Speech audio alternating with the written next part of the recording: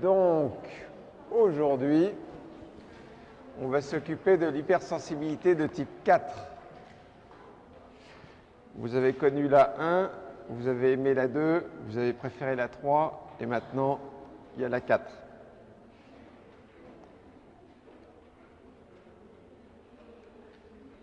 Alors, présentation. En fait, l'hypersensibilité de type 4, celui qui le premier l'a décrit, c'est Robert Koch, je ne sais pas comment on prononce, qui a observé que des individus qui étaient infectés par Mycobacterium tuberculosis, qui avaient une tuberculose en fait, développaient une réaction inflammatoire lorsque on leur injectait en fait un filtrat qui était dérivé de culture de Mycobacterium tuberculosis. Et cette réaction se faisait au bout de quelques heures ou quelques jours, on va le voir. Donc c'était une réaction effectivement d'hypersensibilité, mais une réaction qui était retardée. Alors, ce terme d'ailleurs d'hypersensibilité, il n'est pas toujours très bon, parce que, en fait, ce sont des réactions qui sont faites au départ, vous le savez, on l'a vu pour les autres types d'hypersensibilité, pour vous protéger de micro-organismes. Et là, l'hypersensibilité retardée, c'est essentiellement au départ pour vous protéger contre des micro-organismes pathogènes intracellulaires. Alors, cette réaction d'hypersensibilité retardée, vous en avez un schéma ici. Il faut, on le verra, une phase de sensibilisation par une première injection ou une immunisation. Ensuite, après une à 2 semaines, vous allez faire une seconde injection, une seconde immunisation avec effectivement toujours le même antigène. Et là, vous voyez qu'il faut 24 à 48 heures pour que la réaction d'hypersensibilité démarre avec une zone d'induration, avec un érythème. Ceux qui ont eu un test à la tuberculine savent ce dont je veux parler. Alors, ce qui caractérise les réactions d'hypersensibilité de type 4, c'est que les cellules qui sont effectrices, contrairement à l'hypersensibilité de type 3, je vous ferai un petit rappel pour le cas où vous l'auriez oublié, où les hypersensibilités de type 3, ce sont surtout les neutrophiles qui sont en première ligne. Là, l'hypersensibilité de type 4, ce sont les macrophages qui sont en première ligne. Ça ne veut pas dire que les neutrophiles n'ont aucun rôle. Vous verrez que dans la réaction, c'est d'abord toujours les neutrophiles qui vont sur le lieu de l'hypersensibilité. Mais là, les cellules qui sont importantes, ce sont les macrophages. Et en particulier, soit les cellules Th1, soit les cellules Th2, soit les CTL. Alors, à gauche, vous avez les cellules Th1. Lorsque elles sont activées, ou lorsque les macrophages sont activés par ces cellules Th1, les macrophages produisent, on le verra, un certain nombre de chimiokines, de cytokines, de cytotoxines. Et ça, c'est ce qui est observé dans des dermatites de contact. Ce sont des dermatites qui sont différentes. Je le dis tout de suite, c'est à peu près les mêmes réactions, mais vous avez déjà entendu parler de dermatites, vous vous en souvenez, mais qui étaient des dermatites atopiques, en particulier avec les gants, vous savez, que l'on utilise dans le milieu médical. Donc là, dermatite, c'est provoqué également par les macrophages. Vous avez un autre mécanisme où là, ce sont en fait les macrophages qui activent les cellules T, Th2, T auxiliaire 2, qui elles-mêmes activent des éosinophiles qui produisent un certain nombre de cytokines, de médiateurs de l'inflammation. Donc là, c'est ce qu'on retrouve dans l'asthme chronique, dans des rhinites allergiques chroniques. asthme, rhinite, c'est ce que vous aviez trouvé aussi dans les hypersensibilités de type 1, mais là, c'est des mécanismes qui sont différents.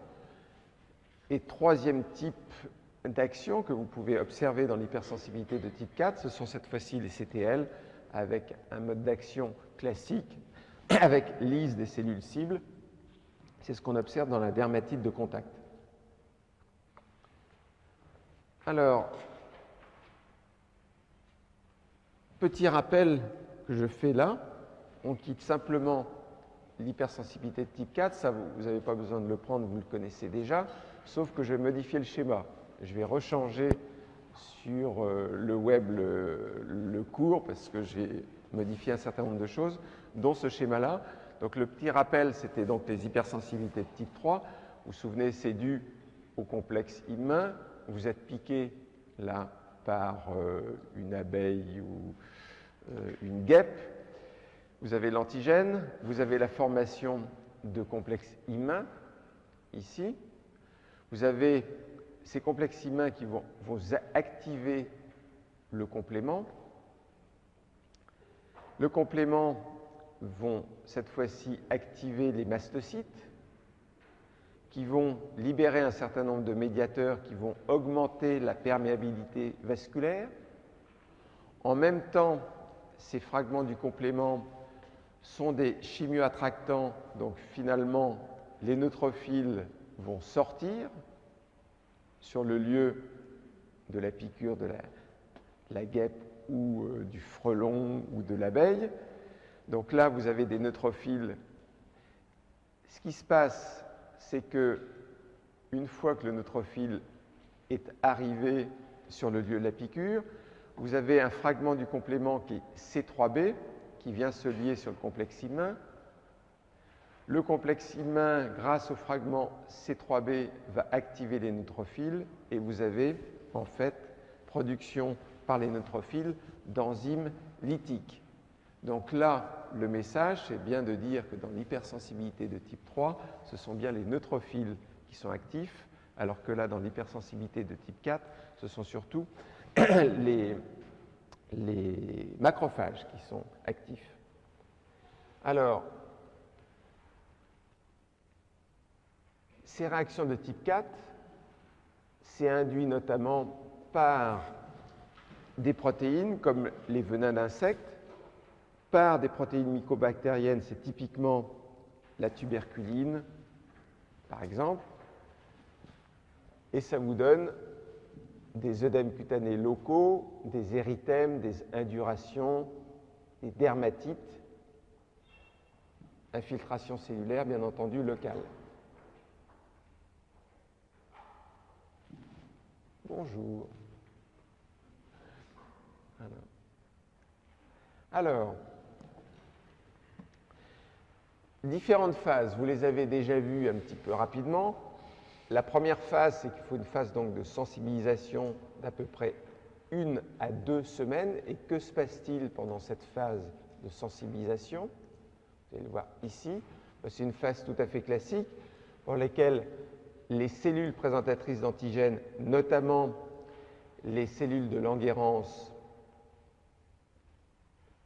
les cellules dendritiques, vont présenter un antigène à des lymphocytes T auxiliaires et il va y avoir prolifération des lymphocytes T auxiliaires. Donc ça, tout à fait classique, phase de sensibilisation.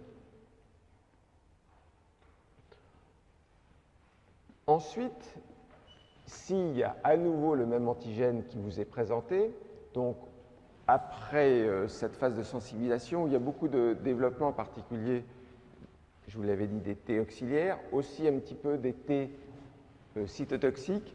Alors, vous pouvez trouver dans les livres d'immunologie qui datent un petit peu des cellules dont vous allez vous demander qu'est-ce que c'est ces cellules-là. C'est des cellules qui s'appellent non pas TH, T helper, mais TDTH, pour Delayed Type Hypersensibilité.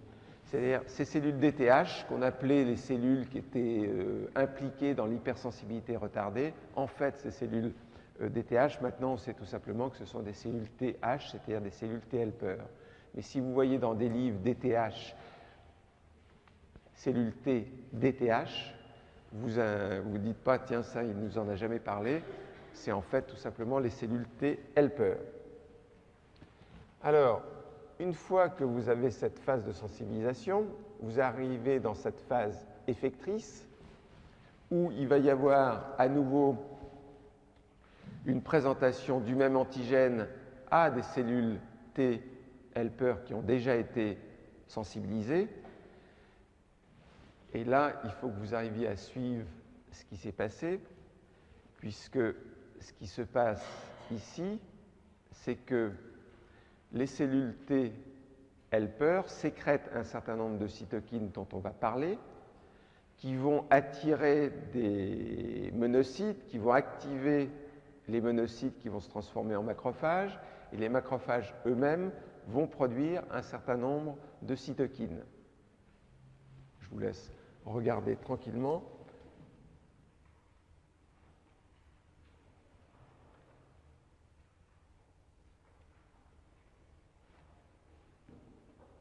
Vous voyez, vous allez le revoir d'une autre façon. Hein. Donc, monocytes qui arrivent sur le lieu de l'hypersensibilité, qui se transforment en macrophages. Elles sont sorties de la circulation, elles se transforment en macrophages, et ces macrophages produisent un certain nombre de cytokines. Alors, pour que toute cette réaction se fasse, il faut au minimum 24 heures, donc on est bien dans une réaction d'hypersensibilité retardée. Alors, si on regarde ce qui se passe, cette réaction au départ, elle est pleine de bonnes intentions, elle est faite pour vous débarrasser en fait des pathogènes intracellulaires, mais ce qui va se passer, et ici vous avez une réaction d'hypersensibilité retardée normale avec des infiltrats ici de lymphocytes. Vous avez aussi ici une petite particularité que vous remarquerez peut-être, c'est que vous avez des cellules endothéliales activées. On sait que sur les lieux de l'hypersensibilité retardée, les cellules endothéliales, c'est-à-dire les cellules des vaisseaux, ici, servent aussi de cellules présentatrices d'antigènes. Elles sont là, les cellules endothéliales. Ici, vous avez les lymphocytes activés et les macrophages, mais celles-ci peuvent servir de cellules présentatrices d'antigènes. Le fait que vous ayez cet afflux de lymphocytes activés et de macrophages sur les lieux de l'hypersensibilité, encore une fois, c'est pour vous débarrasser des microbes. Mais ce qui se passe lorsque vous n'arrivez pas à vous débarrasser des microbes, c'est que le macrophage continue à produire un certain nombre d'enzymes lytiques et finalement, au lieu d'avoir un effet bénéfique, ça va avoir un effet délétère et ça vous fait ce qu'on appelle une inflammation granulomateuse. C'est le type d'inflammation que vous avez typiquement dans le cas de la tuberculose, notamment au niveau pulmonaire, où cette fois-ci, vous observez des cellules géantes qui sont multinucléées dans le ganglion. Okay. Toujours des lymphocytes activés et des macrophages.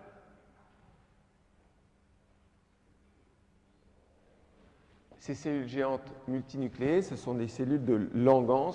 C'est finalement des macrophages qui ont plus ou moins fusionné entre eux. Cellules de Langhans, pas cellules de Langerhans. Hein. Cellules de Langhans. Là, c'est lorsque vous n'arrivez pas à vous débarrasser, encore une fois, des microbes intracellulaires. Alors, vous avez vu un certain nombre de cytokines apparaître ici et qui sont impliquées dans les réactions d'hypersensibilité retardée. Alors, vous avez d'abord les cytokines que vous voyez ici qui sont produites par les TH1, les TH1 qui sont activés par les cellules présentatrices. Et vous notez que vous avez, parmi toutes ces cytokines, IL3 et GM-CSF. Alors, IL3, GM-CSF, si vous vous en souvenez pas, ça vous permet d'attirer à partir de la moelle et de promouvoir en fait à partir de précurseurs myéloïdes la production de la lignée granulocyte-monocyte. Vous avez ici en rouge IL-3 GM-CSF, vous le retrouvez ici et ici, et ça aboutit bien à la production de neutrophiles et de monocytes. Donc ça, vous allez augmenter l'hématopoïèse et la production de neutrophiles et de monocytes grâce à ces deux cytokines donc, qui sont produites par les cellules TH1. Ensuite, vous avez d'autres cytokines qui sont importantes, qui, elles, sont produites par les macrophages que vous connaissez par cœur, TNF-alpha et IL-1. TNF-alpha, IL-1, en fait, ça permet qu'il y ait des monocytes et des neutrophiles dans la circulation, de sortir de la circulation pour aller également sur le lieu de l'hypersensibilité. Donc là, vous allez avoir vraiment plus de production de neutrophiles, plus de production de monocytes. En plus de ça, ces neutrophiles, ces monocytes vont pouvoir sortir de la circulation grâce à TNF-alpha et à IL-1. Et ils vont pouvoir également aller sur le lieu de l'hypersensibilité parce que, regardez bien, ici, vous voyez apparaître deux autres facteurs qui sont produits par les lymphocytes TH1. Ces deux facteurs, c'est le MCAF, pour monocyte chémotactic and activating factor, il porte bien son nom. Donc, monocyte chémotactic et activating factor, c'est-à-dire il va attirer sur les lieux de l'hypersensibilité retardée les monocytes et il va les activer en macrophage. Il y a également un autre facteur qui s'appelle MIF. MIF, en fait, c'est pour Migration Inhibition Factor, c'est pour limiter en fait la migration des monocytes ou des macrophages sur le lieu de l'hypersensibilité pour que ça n'aille pas finalement beaucoup plus loin.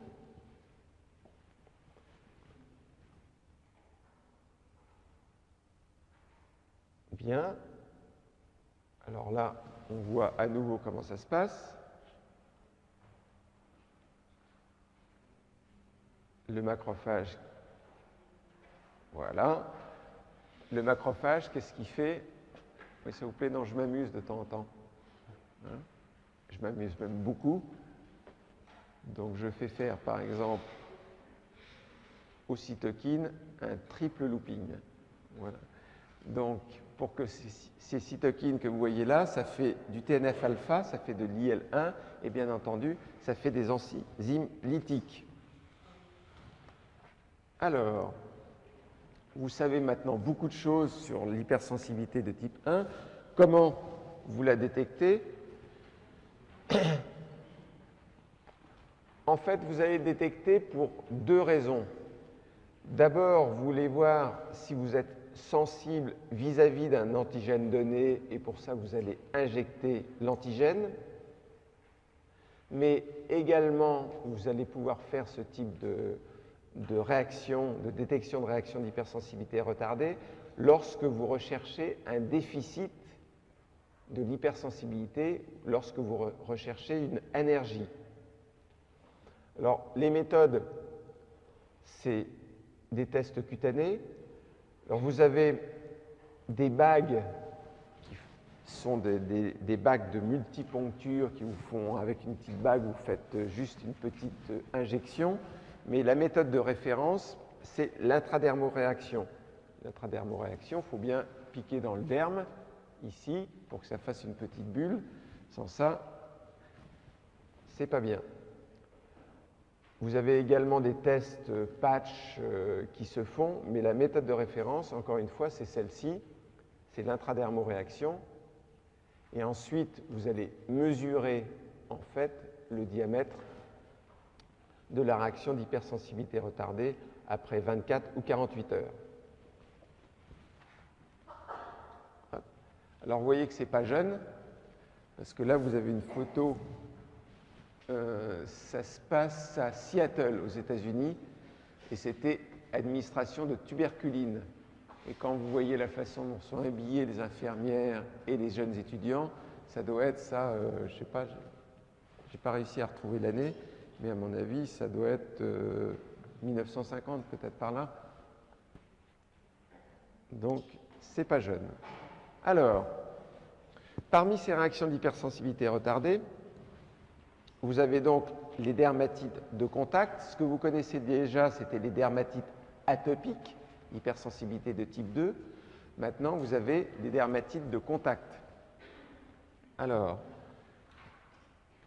les dermatites de contact, vous avez déjà vu que c'était causé par des venins d'insectes, par des protéines mycobactériennes, ici.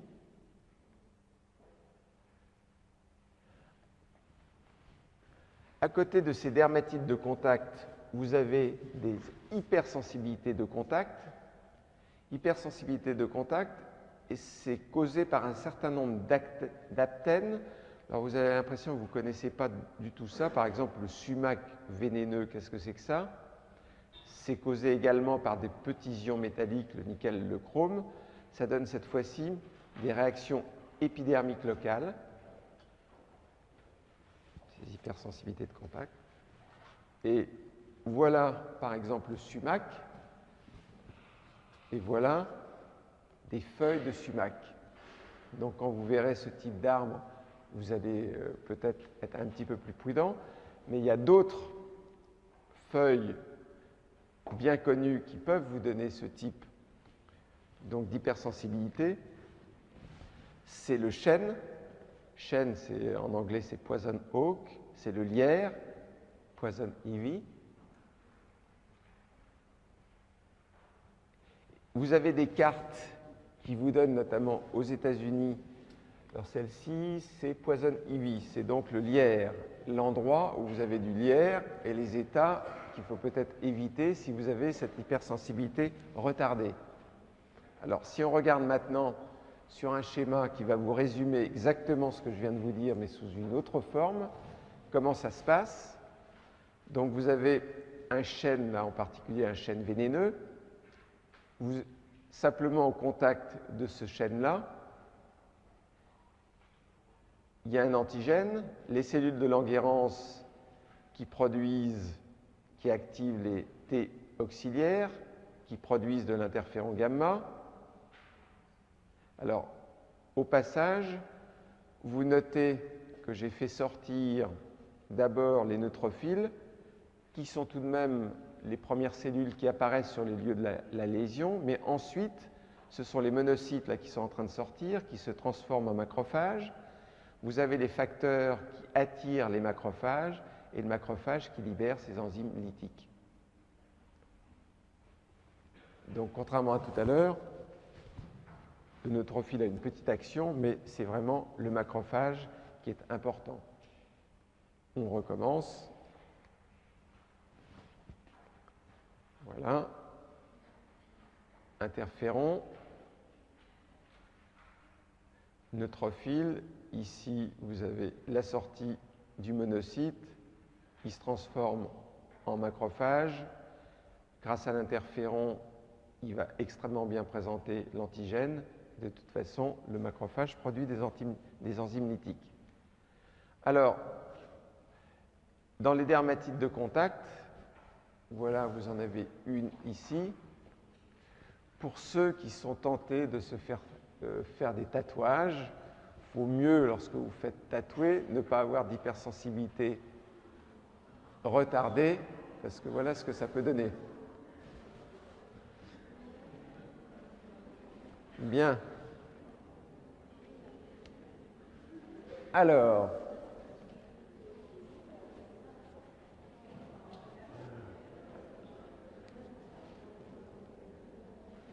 c'est Tision qui vous donne ça. Impressionnant, hein? Bon.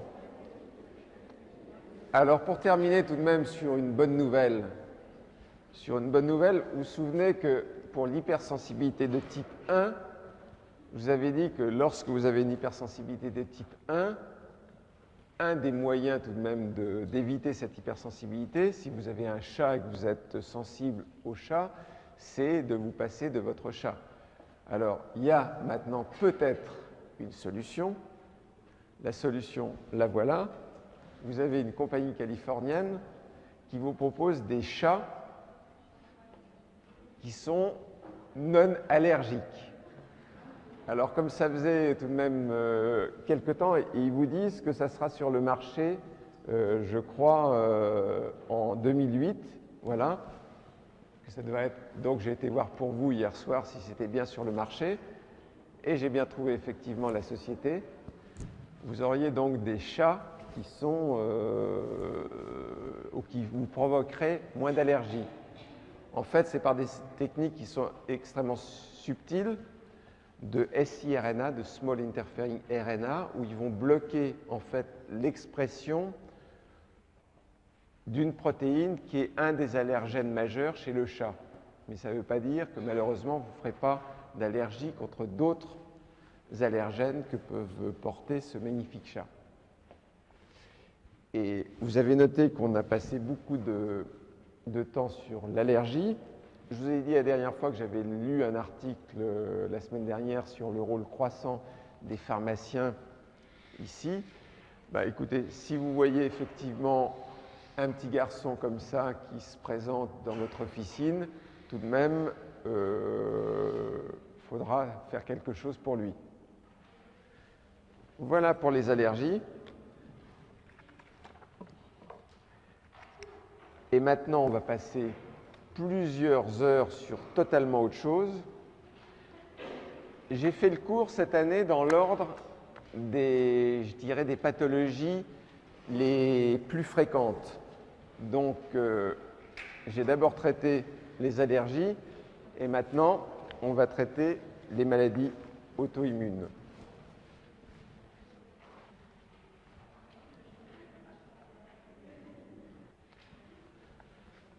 Bien. Alors, donc, l'auto-immunité, c'est défini comme une réponse immune contre les antigènes de ses propres tissus. Et en cas de réaction auto-immune, il y a production soit d'anticorps, soit de cellules T qui réagissent avec les antigènes du soi. Donc, ce que vous savez déjà, c'est que l'auto-immunité, ça apparaît dû à une altération de la tolérance du soi. On a parlé ensemble de la tolérance. Donc là, ça serait une altération de la tolérance du soi. Vous vous souvenez également d'une chose importante, c'est que les maladies auto-immunes sont dues à une réponse auto-immune, mais il peut exister une réponse auto-immune sans maladie. Donc, il faut distinguer deux choses, l'auto-immunité d'une part et les maladies auto-immunes d'autre part.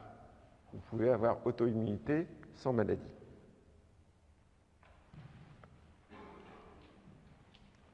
Alors, un petit historique. On a vraiment l'impression que c'est Paul Ehrlich qui a été le vrai père de l'immunologie, parce qu'on le retrouve pour les anticorps, on le retrouve aussi pour le terme auto-immunité. C'est lui, en fait, qui a introduit, Paul Ehrlich, c'était en 1900, l'idée, vous le savez, que les réactions immunes pouvaient avoir un effet délétère. Et ce que vous ne savez pas, en fait, c'est que le fait que ces réactions auto-immunes puissent avoir un effet délétère, ça a été connu très rapidement au niveau du public, notamment en Allemagne, parce que je vous l'avais peut-être déjà rencontré, mais Paul Langerhans, c'est celui des îlots de Langerhans. Paul Langerhans, qui était donc un pathologiste, qui était un scientifique connu à son époque, a perdu son fils de 2 ans après l'injection, en fait, d'un sérum antidiphtérique, si mes souvenirs sont exacts. Il a fait une réaction qui était délétère, qui n'était pas une réaction d'auto-immunité, hein, c'est typiquement une réaction d'hypersensibilité, mais on s'est aperçu que les réactions immunologiques pouvaient être dangereuses.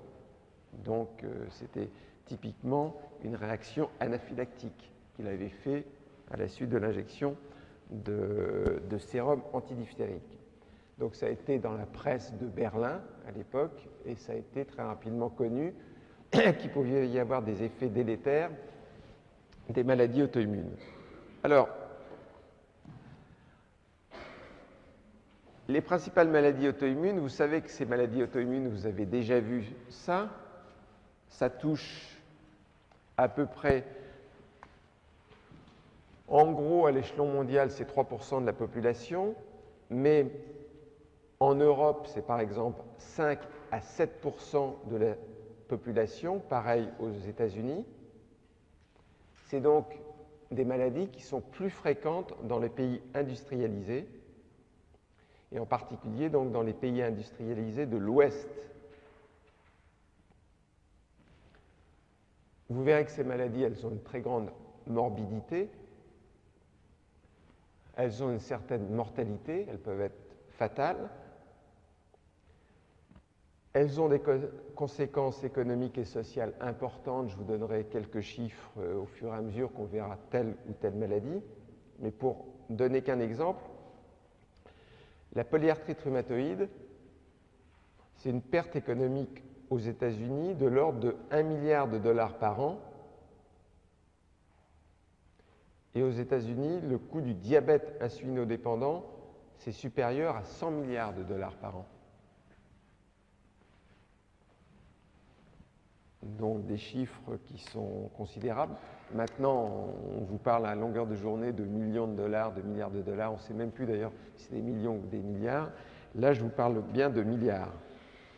Alors, il y a énormément de maladies auto-immunes différentes, mais ce que l'on distingue, et on va faire la distinction, nous, c'est entre les maladies qui sont spécifiques d'organes, donc qui touchent un organe particulier, vous en voyez ici, donc système endocrine, la thyroïde, vous allez voir la thyroïdite d'Hashimoto, qui est une hypothyroïdie, la maladie de base d'eau, ce qu'on appelle grave disease, qui est une hyperthyroïdie, le diabète de type 1, maladie d'Addison, donc tout ça, ça touche un organe du système endocrine. Vous avez des maladies qui touchent le système hématopoïétique, anémie hémolytique auto-immune, l'anémie de Birmer, l'anémie pernicieuse. Le système neuromusculaire, myasthénie, sclérose en plaques. D'autres maladies spécifiques d'organes, pemphigus, vitiligo, psoriasis très... Ah, non, vous voulez que je revienne en arrière, c'est ça? Je reviens en arrière. Ne vous inquiétez pas, on va toutes les voir une par une. C'est tellement important, c'est tellement fréquent. Oui.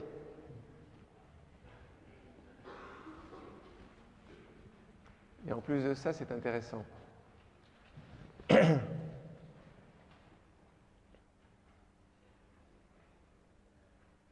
Oui, une par une.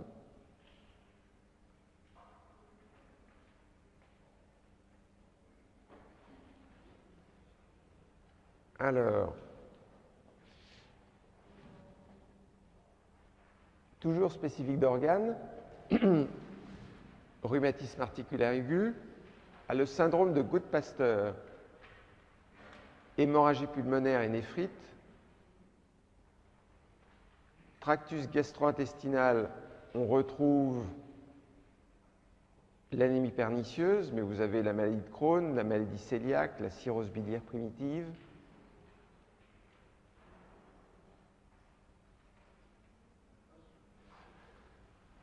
Je ne voudrais pas dire, je ne voudrais pas vous... Mais, ça serait un petit peu étonnant que dans l'assemblée qui est ici, il n'y ait pas quelques-uns d'entre nous, moi d'ailleurs y compris, qui pourraient avoir un problème de ce côté-là. Donc, personne n'est à l'abri. de l'une de ces maladies. Alors, vous notez au passage que, ce que je vous avais dit, beaucoup de ces maladies étaient considérées au départ comme des maladies, par exemple le diabète. Le diabète, c'était une maladie du système endocrine, puis on s'est aperçu que c'était une maladie immunologique. La sclérose en plaques, c'était une maladie neurologique, on s'est aperçu que c'était une maladie immunologique. Vous avez des hépatites auto-immunes. Les hépatites auto-immunes, c'est 20% des patients qui ont des hépatites chroniques.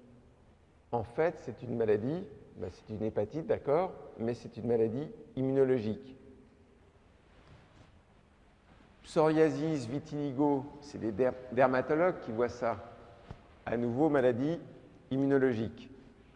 Mais vous n'en avez pas fini avec les maladies immunologiques parce qu'à côté de ces maladies qui sont spécifiques d'organes, vous avez ce qu'on appelle les maladies de système qui touchent de multiples organes, tout simplement parce que la réaction auto-immune est dirigée contre des antigènes qui sont largement distribués dans votre organisme,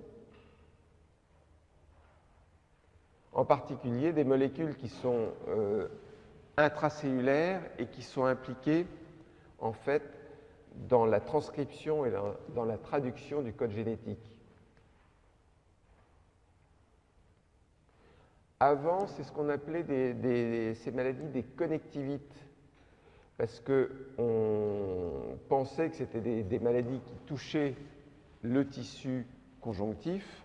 En fait, c'est un mauvais terme, parce que ces maladies de système peuvent de temps en temps pas du tout toucher justement le tissu conjonctif.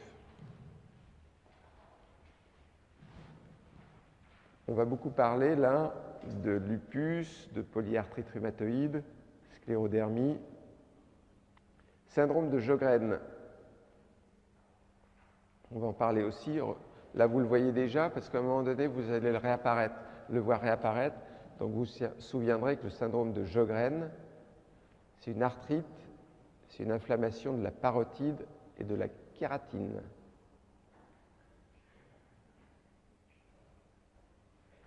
Alors,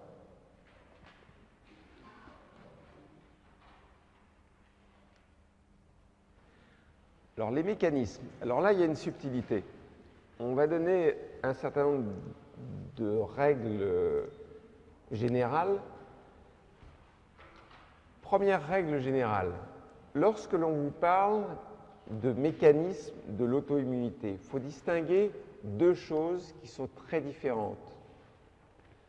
La première, c'est ce qu'on appelle les mécanismes sous-jacents, les étiologies. Donc ces mécanismes sous-jacents, ces étiologies, ces mécanismes étiologiques, je vous donne un exemple. Quand je dis c'est sous-jacent, c'est la génétique. Ça peut être des médicaments, ça peut être l'environnement. Tout ça, ce sont des étiologies, ce sont des mécanismes sous-jacents. C'est à distinguer des mécanismes pathogènes. Les mécanismes pathogènes, c'est ceux qui sont directement responsables de la maladie. Par exemple, dans les mécanismes pathogènes, vous allez avoir l'augmentation de l'activité des cellules T auxiliaires. Ça, c'est pathogène. Vous allez avoir l'action des anticorps. Ça, c'est pathogène. Donc, vous avez d'un côté les causes sous-jacentes des maladies auto-immunes, les causes sous-jacentes, ce sont les étiologies, médicaments, génétique, environnement, exposition à un virus, on va voir tout ça. Donc, mécanismes étiologiques, sous-jacents, et les mécanismes pathogènes, ceux qui sont directement responsables de la maladie. Alors, on va faire un certain nombre d'hypothèses sur ce que sont ces mécanismes étiologiques. Ce sont des hypothèses, mais ce sont des hypothèses qui sont basées sur l'observation, c'est-à-dire que ce n'est pas des hypothèses que l'on sort comme ça, que les immunologistes sortent de leur cerveau fertile, mais c'est basé sur l'observation. Alors, autre règle générale, il n'y a pas en fait de mécanisme étiologique ou pathogène unique pour toutes les maladies ou pour toutes les réactions auto-immunes.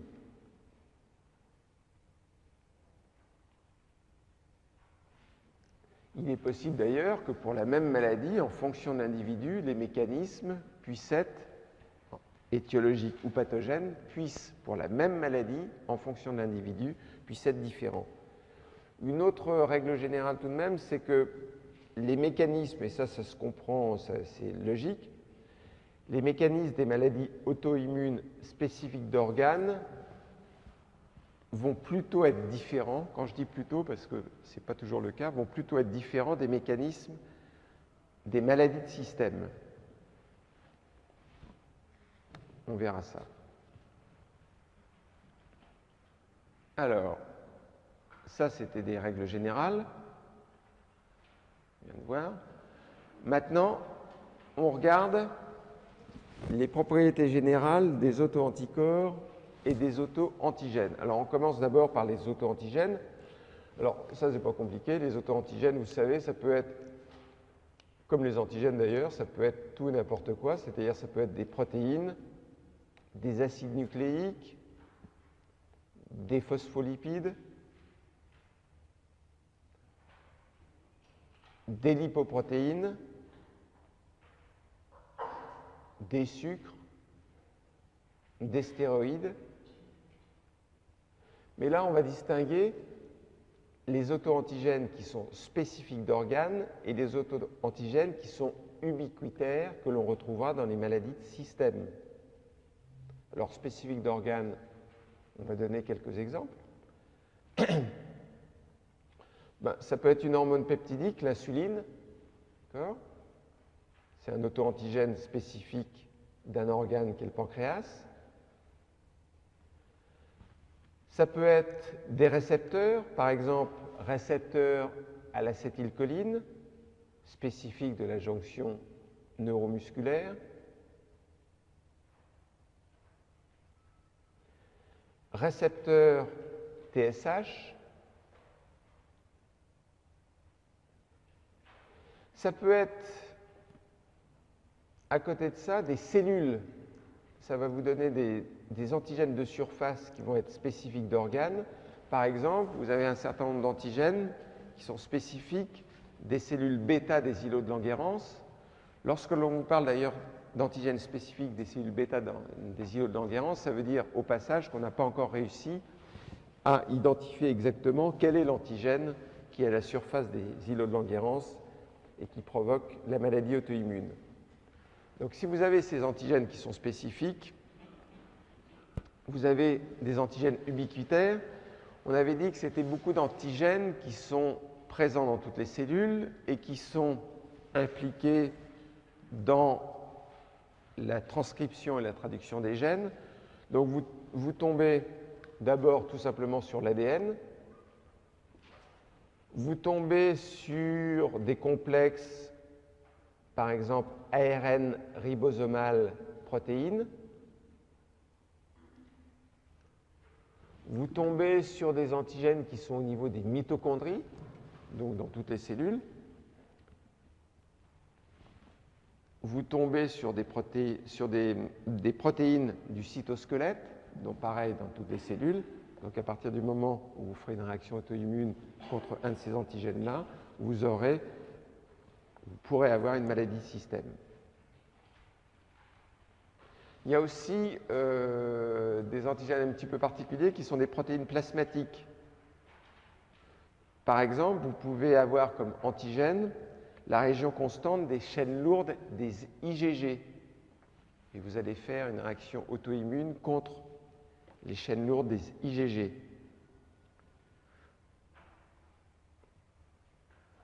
Alors, les auto-anticorps. En pratique, les auto-anticorps que vous voyez apparaître avec un certain nombre d'exemples, n'importe quel isotype d'anticorps peut être un auto-anticorps. Mais vous allez retrouver comme pour les auto-antigènes, c'est normal, vous allez retrouver des auto-anticorps qui sont spécifiques d'organes et des auto-anticorps contre des auto-antigènes ubiquitaires. Alors, spécifiques d'organes, ben là, vous les avez ici, plutôt antirécepteur TSH, anti-insuline, antirécepteur à l'insuline, antirécepteur à l'acétylcholine, anti-thyroglobuline, tout ça c'est important. Anti-ADN, anti-mitochondrie, ça va plutôt être des auto-anticorps, donc ils vont vous donner des maladies de système. Mais il y a une chose qui est assez frappante, on se demande pourquoi, c'est que en fait, ces auto-anticorps, ils ne sont pas du tout spécifiques de l'espèce humaine. Ils sont dirigés contre des auto-antigènes qui sont extrêmement conservés à travers les espèces. On va prendre par exemple un exemple qui sont les anticorps antirécepteurs à l'acétylcholine. Ben, ces anticorps antirécepteurs à l'acétylcholine, ils sont provoqués par des auto-antigènes que vous retrouvez, par exemple, chez ce sympathique poisson. J'aimerais pas être en face de lui, moi, je sais pas. L'anguille électrique. Ben, il a exactement les mêmes auto-antigènes que dans l'espèce humaine. Ce qui est assez pratique d'ailleurs parce que lorsque vous allez vouloir faire des tests pour la détection d'auto-anticorps contre le récepteur à l'acétylcholine, vous allez pouvoir utiliser les cellules de l'anguille électrique au lieu d'utiliser des cellules humaines pour détecter ce type d'anticorps. Donc les auto-anticorps sont dirigés contre des auto-antigènes qui sont phylogénétiquement conservés, puisqu'on peut remonter jusqu'aux insectes, hein, mais là je suis remonté jusqu'aux anguilles.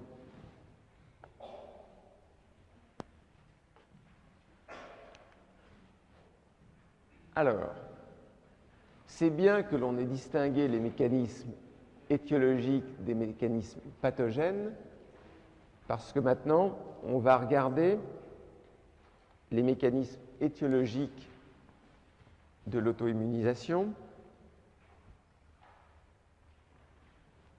Il y a en fait 7 théories qui sont proposées, et la première théorie qui est proposée, c'est en fait la théorie des antigènes séquestrés. Qu'est-ce qui va faire que finalement vous allez développer une réaction auto-immune? Une des théories, c'est qu'un certain nombre d'antigènes, par exemple des antigènes qui sont présents au niveau du cristallin, ici, au niveau du cristallin de l'œil. Mais c'est vrai également pour des antigènes qui sont présents au niveau du système nerveux central, au niveau de la thyroïde, au niveau des spermatozoïdes.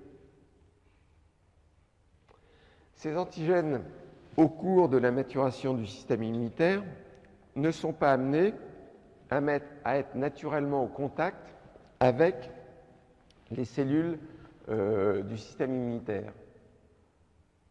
Si, par accident, ou si par hasard, au cours de votre vie, ces antigènes sont tout d'un coup exposés aux cellules du système immunitaire, les cellules du système immunitaire qui ne les connaissaient pas vont faire une réaction contre un antigène du soi, et ils font cette réaction parce que pour l'instant, ils ne l'avaient pas vu, cet antigène du soi. Donc c'est la théorie des antigènes qui sont séquestrés, qui sont cachés, des antigènes cryptiques. Et ça, c'est au niveau anatomique. Mais il y a la même théorie, j'adore, j'entends un silence religieux sur un truc, c'est un plaisir de donner ces cours. Bien. Il y a une autre théorie qui est une théorie qui est à l'échelon non pas anatomique, mais à l'échelon moléculaire, des antigènes qui sont des antigènes cryptiques. Vous voyez, là, vous êtes sur le plan en physiologie. Vous avez une cellule présentatrices d'antigènes qui présentent à votre système immunitaire des épitopes T du soi, et elles présentent essentiellement, parmi ces épitopes T, il y a des épitopes qu'on appelle immunodominants, puis il y a des épitopes T du soi, des petits peptides ici, qui sont très peu présentés.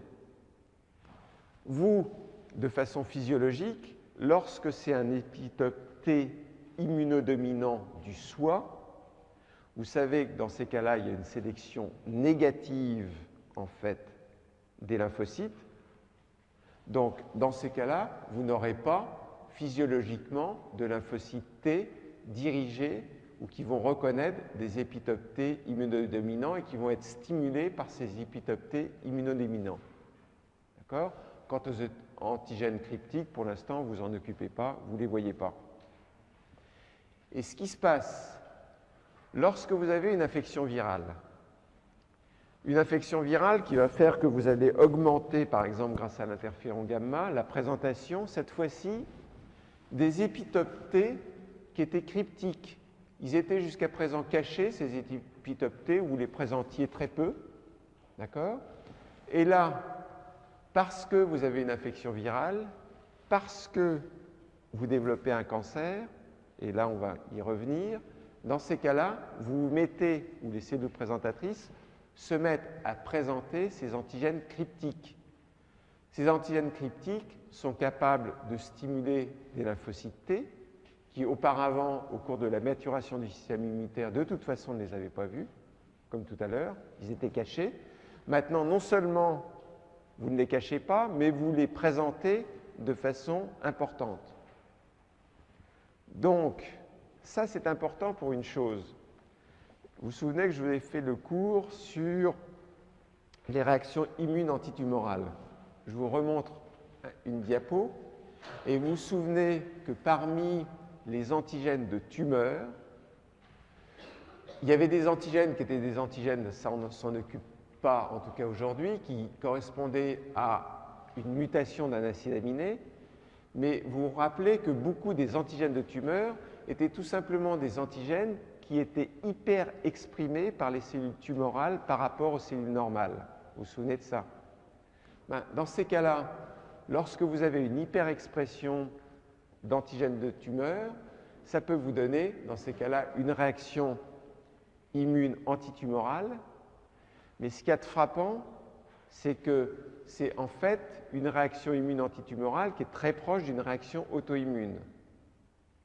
Pour vous donner un exemple, que c'est bien comme ça que ça se passe, c'est que dans le mélanome, par exemple, lorsque vous avez une réponse immune forte des patients qui peuvent guérir, ce qui n'est pas fréquent malheureusement de leur mélanome, en général, les patients qui présentent une réaction auto-immune, une réaction antitumorale contre le mélanome, en même temps font un vitiligo, c'est-à-dire une réaction auto-immune. Donc, réaction auto-immune et réaction antitumorale, ce sont des mécanismes qui sont très proches. Et la façon dont on explique ça, c'est l'expression d'antigènes cryptiques par les cellules présentatrices. Donc, proximité, et ça, on le connaît bien, entre auto-immunité et réaction immune antitumorale.